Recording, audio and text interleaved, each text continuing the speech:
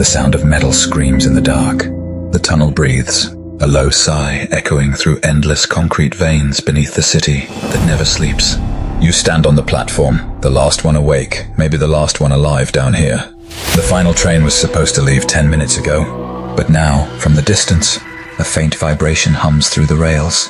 Headlights bloom from the dark, dim, yellowed, flickering. A subway car rolls in, but something's wrong. The lights inside stutter like dying candles. The seats are empty.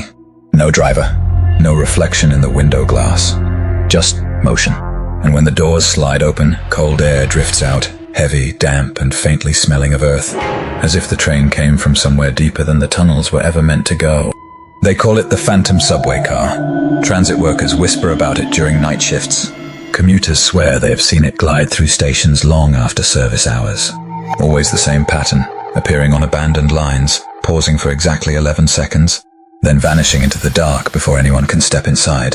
It leaves no security footage, no trace on the schedule, no sound once it's gone.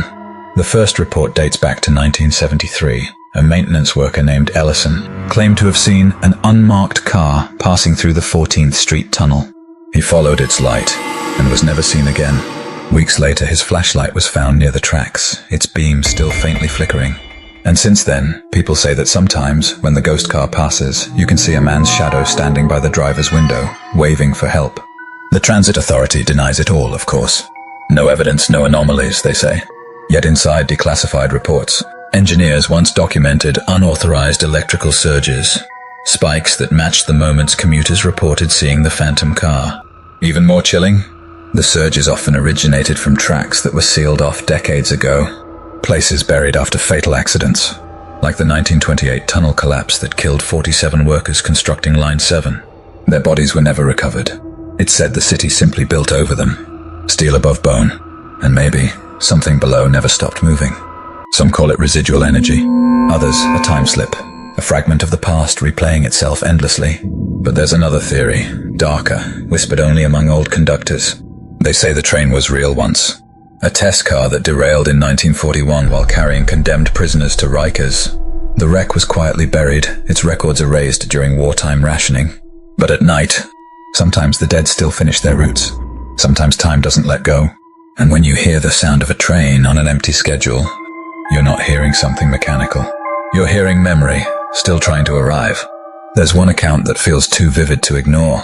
A woman named Marjorie, a nurse who worked late shifts in 1986. She said the ghost train stopped at the Fulton platform just as she arrived. She stepped closer, drawn by the light. Through the fogged glass, she saw shapes inside. Rows of silent passengers, heads bowed. And in the very front seat, a child. He looked up, pale, eyes like old photographs. He mouthed something she couldn't hear. Then the doors closed. The train pulled away. And where it had been, only the wind remained. Marjorie quit her job that week. Years later, when she told the story to a journalist, she said, "It wasn't hell I saw in that car. It was sadness. A sadness that never found its stop." The phantom subway car is more than a haunting. It's a reflection of every soul that was lost beneath this city. Workers who dug too deep. Commuters who never came home. Lives swallowed by the machinery of progress, now echoing as iron ghosts. And maybe that's what haunts us most. Not that something supernatural exists, but that we built something so massive, so indifferent, that the dead became part of its rhythm. Every tunnel hum, every light flicker, every late-night vibration beneath your feet might just be the city remembering. So tonight, if you ever find yourself alone, waiting for the last train that never comes, and another one arrives instead, don't look inside.